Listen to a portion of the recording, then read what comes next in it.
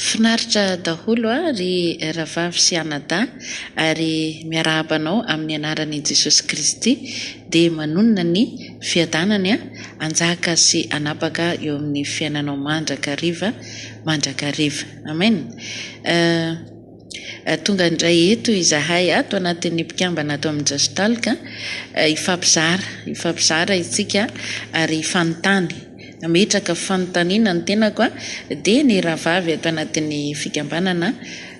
mamaly izany fanontaniana izany ary ianareo rehetra ihany koa izay mandrea dia afaka mba manoratra manao commentaire eo ambany hoe inona no valiny azy mba avy any aminao izany. Ka ny fanontaniana ho apetraka eto dia ny hoe inona no atao hoe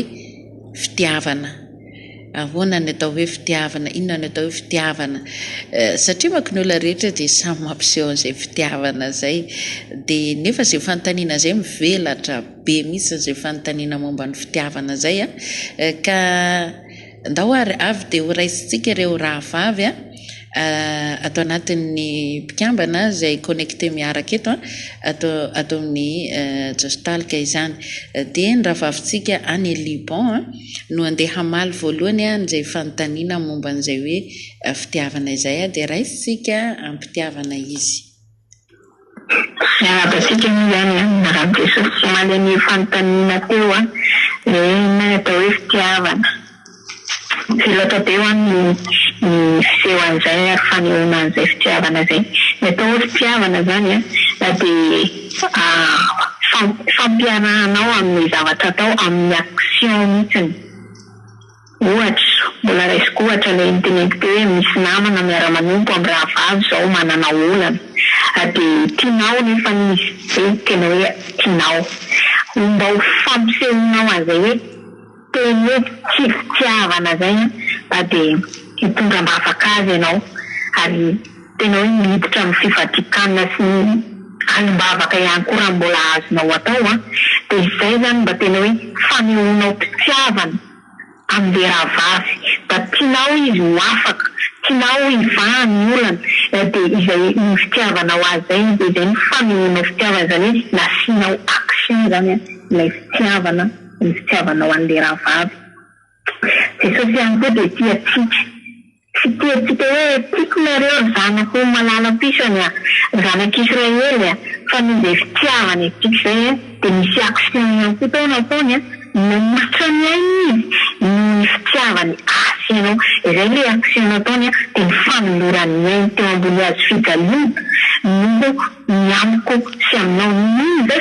fitiavana. Ny fitiavana an'izao tontolo izao mihitsy miaraka ny voalazan'ny teny soratra masina ary dia izay mbola mifandray ihany amin'ilay fanontaniana teo hoe sitrapon'Andriamanitra dia ny fitiavantsika amin'ny tompo dia manao ny sitrapontsika manatanteraka zay tiantsika ny fanehoantsika fitiavana amin'ny Jesosy dia izay rehefa sy tia ny famaly dia miaraka amin'ny action nefa an'izay ny fitiavana zany tsy an'izay dia tsy vita ny vava fotsiny fa miaraka amin'ny action zay angambany dia mankasitraka tsiraray avy. Halleluja. Mankasitraka ny rahavavy izay nitondra ny valin'izay fanontaniana teo izay momba ny fitiavana tokoa dia mazaka maniraka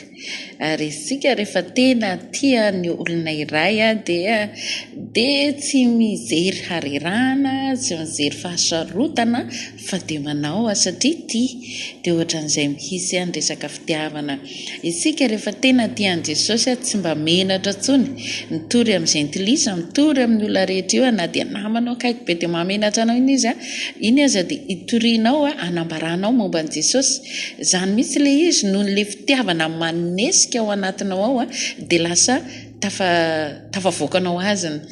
zany hoe tsy fanahininao tsony satria fa betsaka ao am-ponao ilay fitiavana dia manao fotsiny ohatran'izay ilay izy ka izahosenao iza marina ny tena tianao Jesosy sa ilay olo tianao io dia lasa misy toeran'olona ve ny fonao sa Jesosy ny tena tianao ohatrany ahoana ny anehoanao ny fitiavanao anazy ohatrany ahoana ny fomba fiarahanao amin'ny olo tianao io a ohatran'izay fomba fiarahanao amin'i Jesosy. Anjarantsika manontany an'izay satria isika rehetra io dia samby miainao anatin'ny hoe fiainam-pitiavana, tia olona, tia an'Andriamanitra, tia ny zanaka, tia ray aman-dreny a, dia ohatrany ahoana ny fomba fanehoanao an'izany a dia misy maka ny toeran'Andriamanitra ve amin'izay fiainanao rehetra izay a. Dia any amintsika hatrany moa izany ny valiny a dia makasitraka ny ravavy teo a, ndao mbola omeko ny ravavy hafa hatrany ny valin'izay fanontaniana izay. Dia hihaino finaritra ny ravavy indray rahantsika amin'ity an'io ity. Adina teo hoe ny atao hoe fitiavana dia tondram-bavaka ho an'ny hafa. Dia raha ohatra ihany koa zao ianao manana misy namanao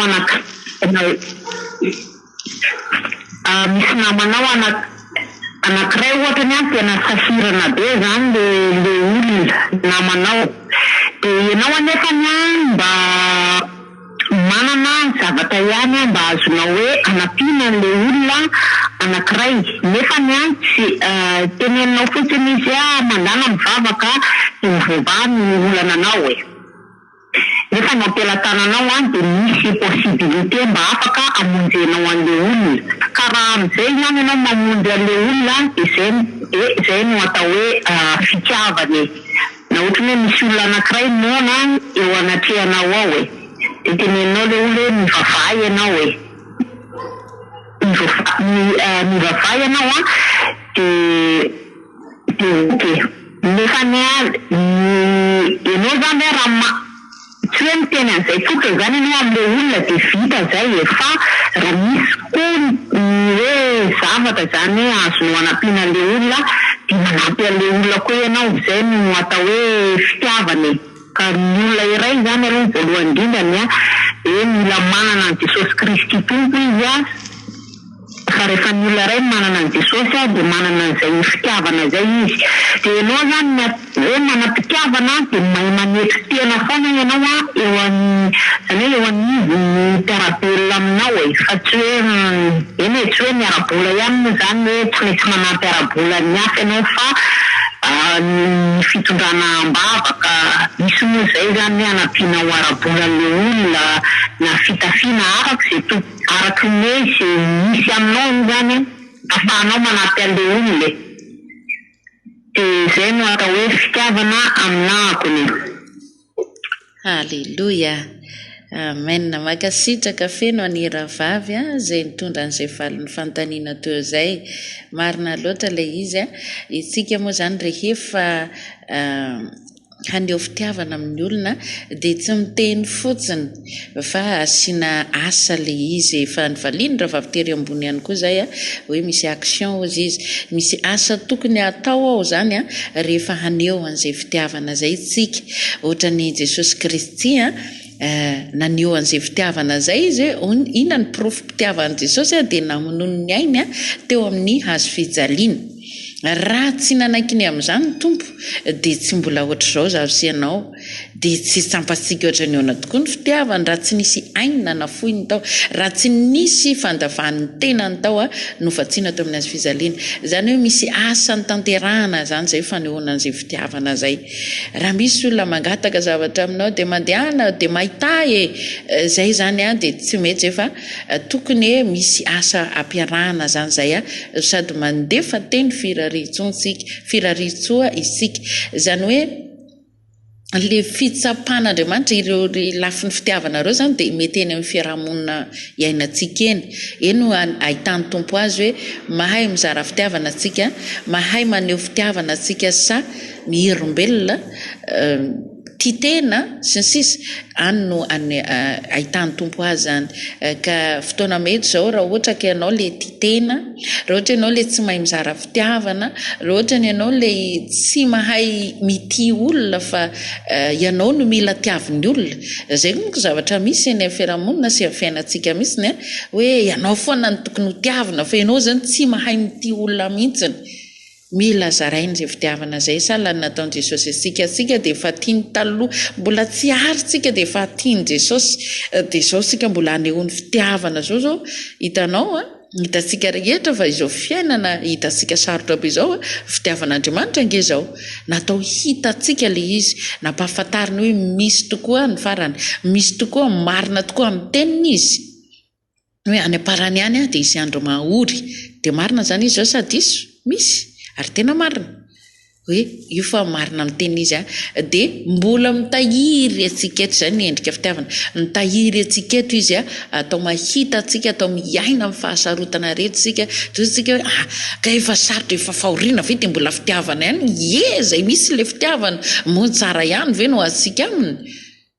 ratsy ihany koa endrika fitiavana avokoa zany rehetra zany miara-miasa mahasoa atsika ny zavatra rehetra raha tsy hiteny fotsiny tsika ohatra zao ny zavatra nitranga tany a Madagasikara dia ny traboina dia raha ny zavatra hita zany zao dia ohatrany hoe inona loatra ny manjoa ny Madagasikara no dia izao ny zavatra mitranga nefa ny zavatra azontsika raisina koa ao anatin'izay dia hoe fanehoam-pitiavana ihany koa satria raha ohatra ka ataontsika hoe andeha haka ohatra ray ohatrany hoe nanorina trano ray aho dia io trano io dia nentiko tamin'ny fanomposampy niainako tamin'ny fiainan-dratsy nanaovako zavatra sy rehetra io trano io dia Andriamanitra nefa te hitahy ary te hanavao ny fiainako dia ny zavatra ataon'Andriamanitra dia mampiseho loza amiko izy handravana io tanteraka aloha izay amin'izay izy vao hanarina ny fiainako ho fiainam-baovao ato aminy raha tsy maty tanteraka atsika amin'ny ota dia tsy tazana ny maha-olom-baovao atsika raha tsy mandevina ny fahotana ny olona ray ka atraka tao izy ohatra ny batisan'ny rano atraka tao izy olom-baovao indray raha tsy potehina zany le aloha le tety ivelany iny zay vao atraka amin'izay olom-baovao raha tsy ravana aloha zany ny zavatra sy rehetra zay vao omena tanàna vaovao indray ny trapoiny omena fiainam-baovao indray ny trapoiny ohatrohatran'izay zany hoe misy mila raisisika zany le zavatra tsara manoloana ny zavatra ratsy ny zavatra mitrangana ny fiarahamonina sy ny fiainantsika fa tsy faly ny anometsiny faly ny imonomonina fa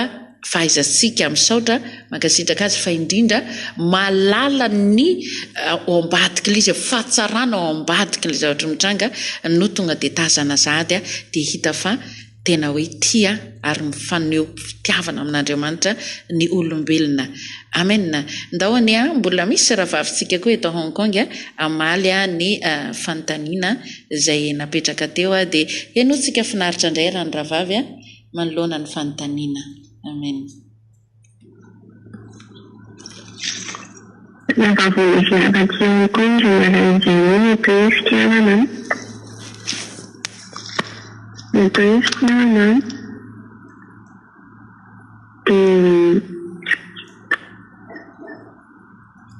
mamela ny hafa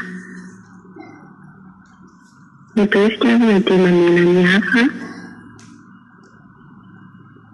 misy amin'ny toatraizy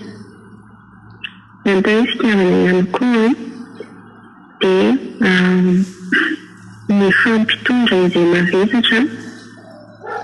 tahaka mety hoe ny fampivavaka mitondra mavaka ho an'ny hafa izany koa nisy anankiray atao hoe fitiavana fanehoam-pitiavana Jakoba 5:7 atao hoe fitiavana ihany koa dia maritra mandrakizay tsy mivaovana zany fa maharitra mandrakizay ihany koa atao hoe fitiavana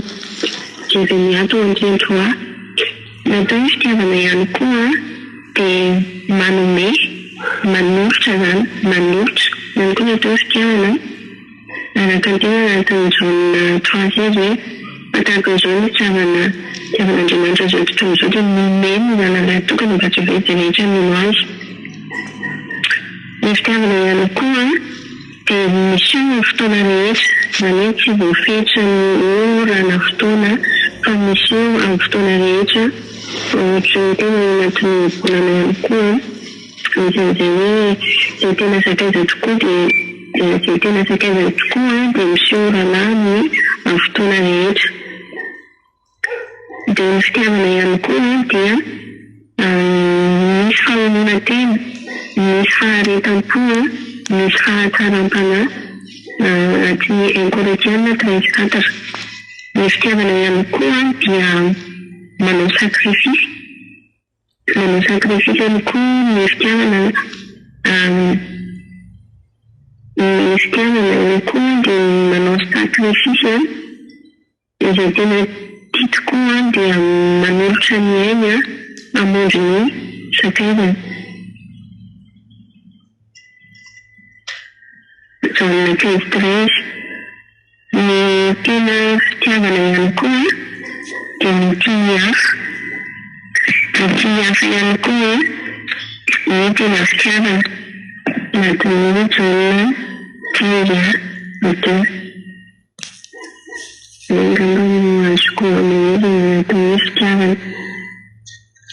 Amen. Ia, mankasitraka feno ny rahavavy mitondra an'izay valiny fanontaniana izay tena feno dia feno tokoa ny valiny. Arak'izany dia tena tsara tokoa isika mahalala izay lafiny hoe fitiavana izay ary mahay manao asa manoloana ny fanatanterahana an'izay fitiavana izay. Araka ny valiny fanontaniana nentin-dravavy teo fitiavana mamela ny hafa, mamela ny heloko ny hafa ianao fa tsy mitazo heloko, tsy mitahiry atezerana, tsy mitahiry lolopo, tsy mitahiry fahakalana fa mamototra sy mamela izany ianao. Fanehoam-pitiavana lehibe izany sady sitrana avy hatrany ny olona mamela heloko. Fitiavana ihany koa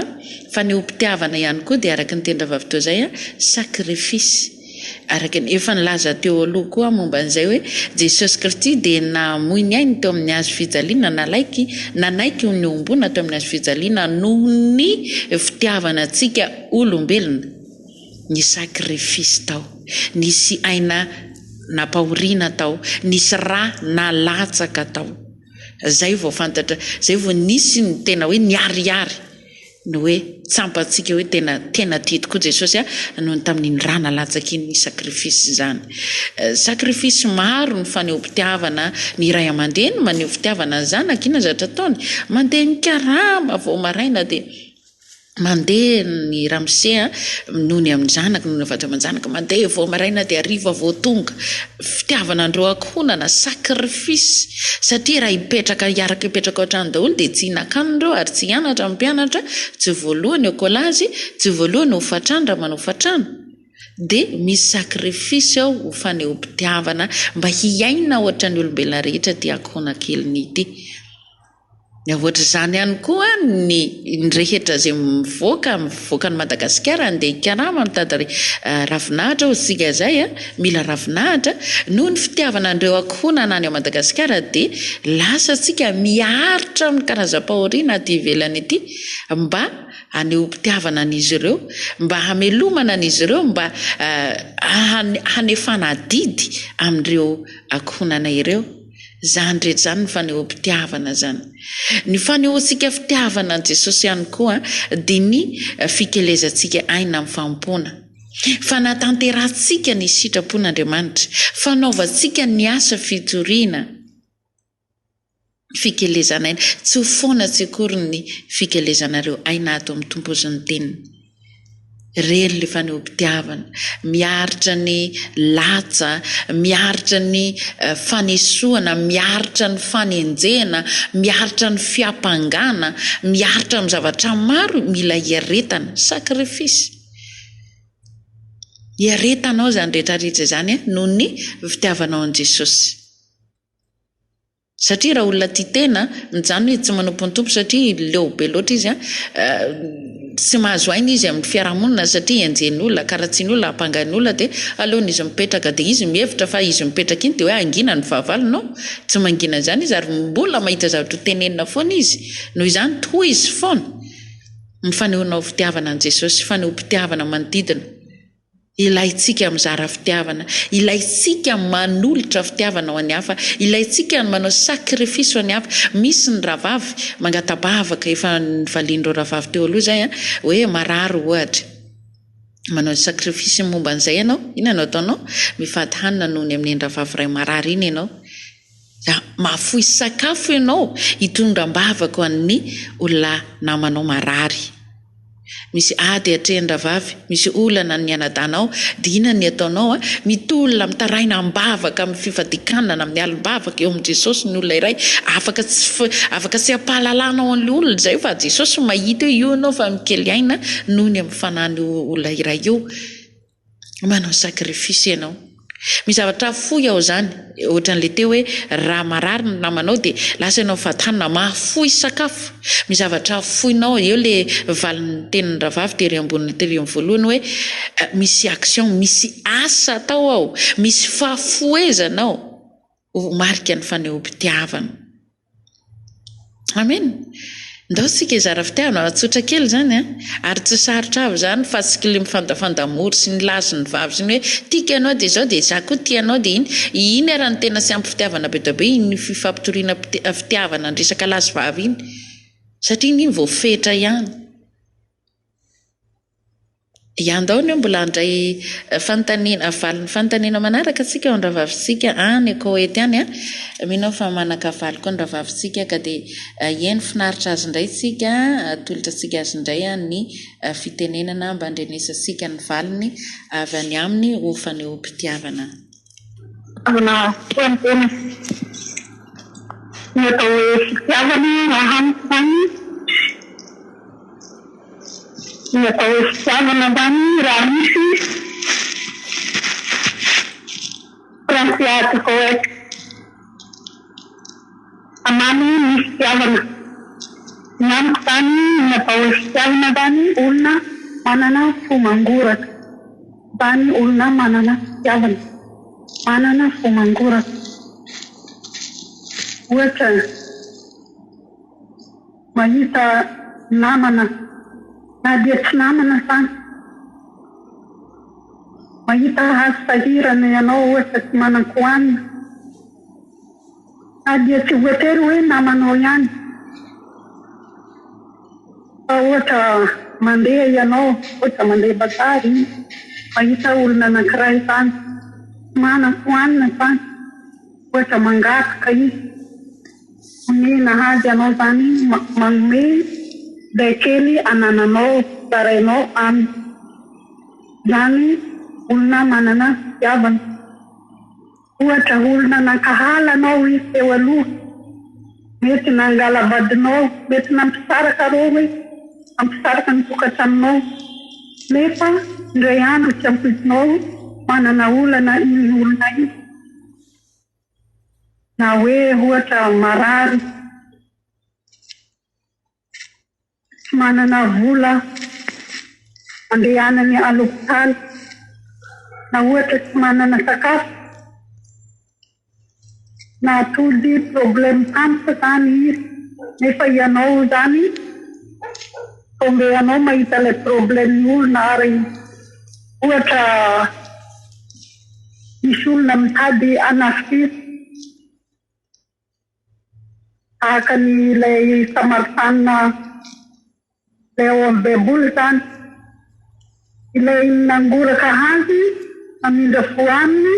zany ny nanana fitiavana fa raha ohatra anao mahita fa tsy manatanteraka fitiavana amin'ny olo iny tsy mamaha ilay problèmenazy isan'izany tsy manana fitiavana ianao. Ny fitiavana zany olona mahay mangoraka olona ary tsy vitany mangoraka zany fa maneho ilay fitiavana zany mamonjy ilay olona na dia avalinao azy dia efa mahita azy ianao misy zavatra ilainy mampahory azy dia mamaha ny olana nazy iny ianao dia izany no atao hoe manana fitiavana. Fitiavana mamonjy ny hafa izany ny azo lazaina hoe amiko zany ny atao hoe fitiavana mahay mamonjy ny olona izay ohatra tsy manan-koanina mahay mizara ho an'ny hafa zany mahay mizara ho an'ny hafa zany fa tsy manana fitiavan-tena zany fa mahay mizara ny namana izay tsy manana. Amen. Amen. Halleluja. Ja, makasitraka feno ny ravavitsika ny Koety any izay namaly izay fanontaniana napetraka izay dia mitombohatra any amin'ny fahasoavan'ny tompo ianao ravavy. Araka izany dia marina loatra ny valiny fitiavana manome, fitiavana manolotra satria eo ny tena mazana makio no takiany olona raha teny fitiavana dia le hoe fitiavana manome iny hoe raha ohatra zao mpifankaty dia mahatondratondra zavatra ho an'le olontiany any an-trano izy na zavatra kely fotsiny dia mividy zavatra izy mba hafaliny ny olontiany iny dia le hanolotra iny fotsiny mahafaly azy hoe ty ho anao ty nendriko ho anao fitiavana manome ohatr'izay koa Jesosy nome fitiavan'Andriamanitra antsika nanomezana Jesosy Kristy natolotra antsika ho tonga ty amin'izao tontolo izao natolotra antsika mba hamonjy antsika natolotra ny olombelona Jesosy Kristy namena antsika rehetra tamin'ity tany ity tiana tenena dia hoe fitiavana manolotra fitiavana manome ianao ve anisan'le mba manome manolotra zero tsara fa rehefa isika mahatolotolotra mazoto manome dia lasa koa ny tompo mazoto manolotra antsika na manome zavatra ao antsika rehefa isika kahidy sy mahihatra dia manaraka niny koa ny zavatra rehetra araka ny valitenina vavy teo hoe raha misy olona ohatra tsy misakafo sahirana mba mahazoto ve ianao mahafoy ve ianao manome sakafo an'ireny olona sahirana reny manome izay tokony omenao na fitafiana misy olona nitanjaka tsy manao akanjo afaka ohatra ianao bolendebe ny akanjonao dia mba hasory mba omeo mba mpitafio an'ilay olona mpanao viazy ny ray na tena hoento misy izy dia andana hoento any an-tsena dia avadio ny fripy any amin'ny anina eny dia mba atao mamadika eo koa izy dia mijery izay tiany eo dia alohanao ny vola zany azo atao daholo zany fa ny mpitiavana ho an'ireny olona sahirana tsy mitafy tsy manao akanjo tsy misakafo marobe zany io tena mivelatra be le fanontaniana hoe ahoana ny fomba fanehoana fitiavana ahoana ny fomba iainanao n'le fitiavana anatanteranao izany amin'ny mpiarabelona aminao nomena antsika ny zanany lahatokana mba tsy ho very izay rehetra mino azy fa hanana fiainana mandrakizay natolotra ny izao tontolo izao namena nyity olombelona amin'ity izao tontolo izao ity Jesosy Kristy mba hamonjy atsika dia izay mino azy no hanana fiainana mandrakizay tsy mino sady tsy nandray an'izay zany dia izay tsy any mandrakizay amin'ny fiainana any amin'i Jesosy ny fiainany rahatrizay noho izany izao sy ianao le anisan'ilay efa nandray azy teo amin'ny fiainana dia ndao tsika izara fitiavana ka Jesosy fitiavana Jesosy fitiavana rehefa izy ny any anatsika dia haitsika ho azy mizara an'izay tsy antery tsisy anteritery tsisy baikobaiko eo hoe mba tolory fitiavana ao fa maninona ny dia tsy omenao fitiavana ianona tao omenao fitiavana fa za tsy omenao mba omeo tsy azo angatana io ka avy dia mivoaka ho aziny satria fa ny anatony fo misy olona tianao dia eny an-dalana ianao dia ela tsy hita tonga dia hita misy mizatra manky tonga dia nisy fanehoam-pitiavana tonga dia tena hita hoe misy amaminy mihitsy ilay izy avy dia mivoaka ho ilay izy fa tsy amboarina ohatra koa misy namanao akaiky ohatra na dia toka ohatran'izay zao ny tendra vavy teo hoe endrika fahavalonao lazainao fa fahavalonao dia miady aminao tolory fitiavana foana izy na dia fa mifosafosanao manaratsy ianao tolory fitiavana foana izy fa tonga saina izy mifarana dia ohatra koa hoe namanao ohatra dia mahazo tombo ny sisina zavatra ho azy ampifaliana ho azy fa sy dia hoe ana ihany ty za sy anomena azy ko izy raha mikaramako anjarany koa mividy ho an'ny tenany rehefa tena tianao dia anao tsy mijery an'izany rehetra zany fa le fitiavana ao anatinao no manesika anao zavatra iray ho an'iny olona iny dia ndao ary sika andiny tena isan'andro hoe ianao ty ve mahay mizara fitiavana sa ianao le kahitra velona lay ndetsy atao hoe ahoana le hoe poketra vy ohatra ny fomba fitenin'ny olona moa izany zay ka ndao sika hay zaran'izany fitiavana zany foana any amin'ny fiarahamonina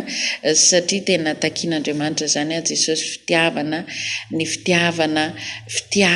fitiavana andao izara fitiavana satria izy le tena fitiavana izy le tena tiasika talohantsika izy ihany koa no mampianatra antsika mba ity ampiarabelona amintsika ka dia andao sika higamoka ny amin'izay fitiavana zay ary izara maimaim-poana amin'ny mpiara-manompo amin'ny mpiara-monina amin'ny mpiara-miazakazaka mpiara-miazakazaka atao amin'ny tompontsika rehetra dia na atao akonana atao amin'ny tompo na akonana amin'ny aranofo na mpiara-monina aminao dia afaka izarantsika fitiavana. Amen. Dia ho an'i Jesosy rery amin'ny voninahitra misaotra antsika rehetra naharitra ny aino hatramin'ny farany ny tao ampovoan'ny tao moa dia nisy rahavavy sady nitondra toko sy andinina ijerevanao an'izay mombamomba ny fitiavana zay dia afaka ianontsika dia jerevantsika ny tenin'Andriamanitra dia hoe aiza marina ny momba ny fitiavana ato anatin'ny Baiboly ka dia samita ain'Andriamanitra amin'ny rary soantsika rehetra satria fitiavana ianao ny antony izaranay dia ianao koa handray an'izany amin'ny fitiavana amin'ny anaran'i Jesosy no izarana izany fomba faneho pitiavana izany. Alleluia. Amen.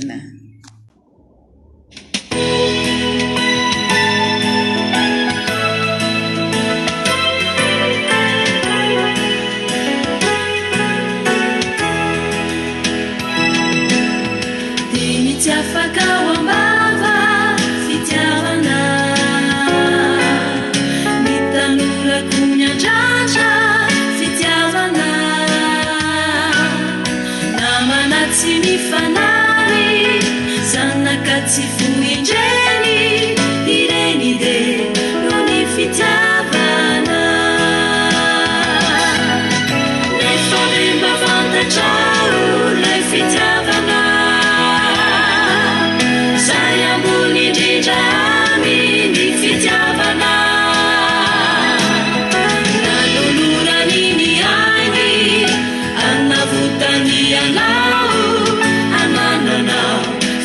pitiavana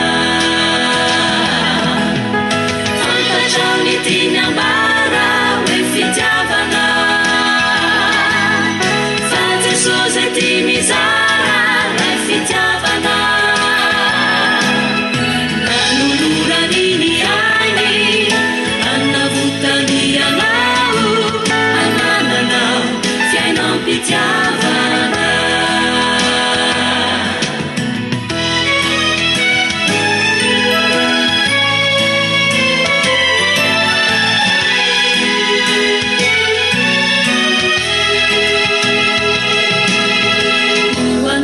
Fitakiny fitiavana gatsy te andretsue fitiavana tsy omena tsiny anao zay taminy toeranao tsy te ie lika fitiavana nefa memba fantatrao le fitiavana